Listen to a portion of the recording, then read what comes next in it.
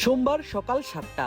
সাত সকালেই মিরপুর শেরেবাংলা জাতীয় ক্রিকেট স্টেডিয়ামের একাডেমি ভবনের সামনে একে একে হাজির হচ্ছেন বাংলাদেশ হাই পারফরমেন্স ইউনিট বা এইচপি দলের ক্রিকেটাররা। সঙ্গে আছেন কোচেরাও। আর এক পাশে দাঁড়িয়ে কোচ মোহাম্মদ সালাউদ্দিন। দেখা গেল কিছুক্ষণের মাঝেই তারা দাঁড়িয়ে নিলেন যে যার পজিশনে। লাইন ধরে দাঁড়ানো সবাই পেছনে অবস্থান কোচদের, সবার মাঝে অবস্থান কোচ সালাউদ্দিনের, আর সবার দৃষ্টি সামনে থাকা ক্যামেরার লেন্সগুলোয়। চলছে এইচপি দলের ফটো সেশন। আজই বাংলাদেশ ইমার্জিং দল রওনা দেয় সাউথ আফ্রিকার উদ্দেশ্যে। আর দেশ ছাড়ার আগে ফটো সেশনে সবাই মিলে তুলে রাখলেন ছবি। 30 জুলাই থেকে সাউথ আফ্রিকার মাঠে করাবে ট্রাই নেশন সিরিজ। সেখানে অংশ নিতেই রওনা হয়েছেন বাংলাদেশ এইচপি দলের একটা অংশ। সাউথ আফ্রিকা সিরিজের জন্য দলে জাকির হাসান, মাহিদুল ইসলাম অঙ্কন, আমিনুল ইসলাম বিপ্লবের মতো অভিজ্ঞ জাতীয় দলের হয়ে খেলা ক্রিকেটাররা যেমন রয়েছেন, তেমনি রয়েছেন ইরফান শুকুর, হাবিবুর রহমান সোহান, মাহফুজুল ইসলাম রবিনের মতো তরুণ প্রতিভাবান ক্রিকেটাররাও আছেন। ইকবাল হোসেন ইমন, রহনাতউল্লাহ বর্ষণের মতো বয়সভিত্তিক দল থেকে উঠে আসা ক্রিকেটাররাও।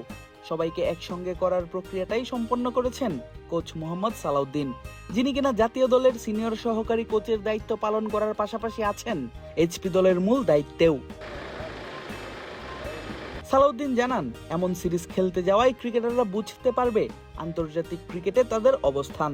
5+ স্টার রেটিং প্রাপ্ত দেশের সর্বোচ্চ বিদ্যুৎ সাশ্রয়ী ওয়ালটন এসি স্মার্ট কমফোর্ট এখন নেক্সট লেভেলে। এখানে তো আসলে সিরিজের কোনো ব্যাপার না, যেহেতু এটা এইচপি টিম, তাদেরকে নিয়ে আমাদের ভবিষ্যতে অনেক বড় পরিকল্পনা আছে।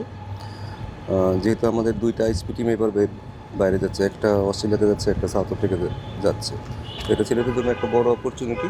তারা বুঝতে পারবে তারা আসলে কোথায় আছে, ইন্টারন্যাশনাল ক্রিকেটের কোন অবস্থানে আছে।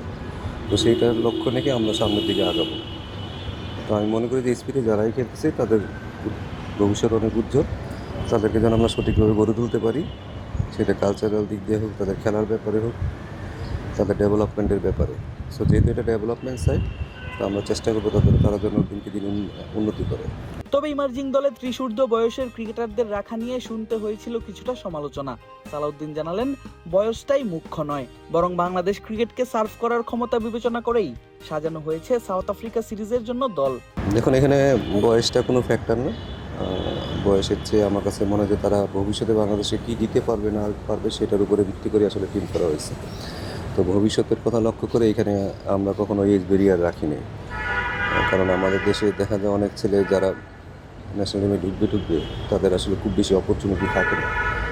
তো তারা যেন এখানে তাদের পারফরমেন্সটা আবার পুরো মূল্যায়ন করে এবং তারা যেন বেটার ক্রিকেট খেলে ন্যাশনাল টিমকে সার্ভিস দিতে পারে এবং তারা ইন্টারন্যাশনালি অনেক ভালো প্লেয়ার হয়, সেটাই আমাদের লক্ষ্য।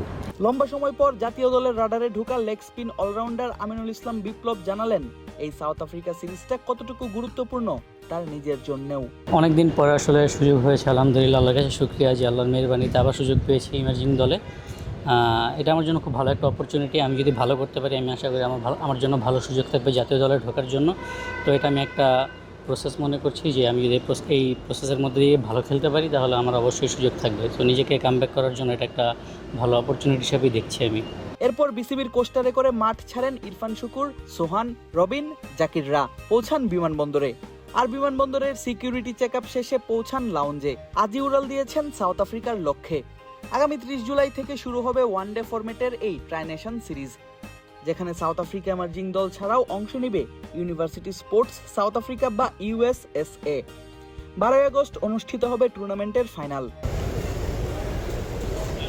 আদিব আশরাফ, ক্রিক ফ্রেন্জি।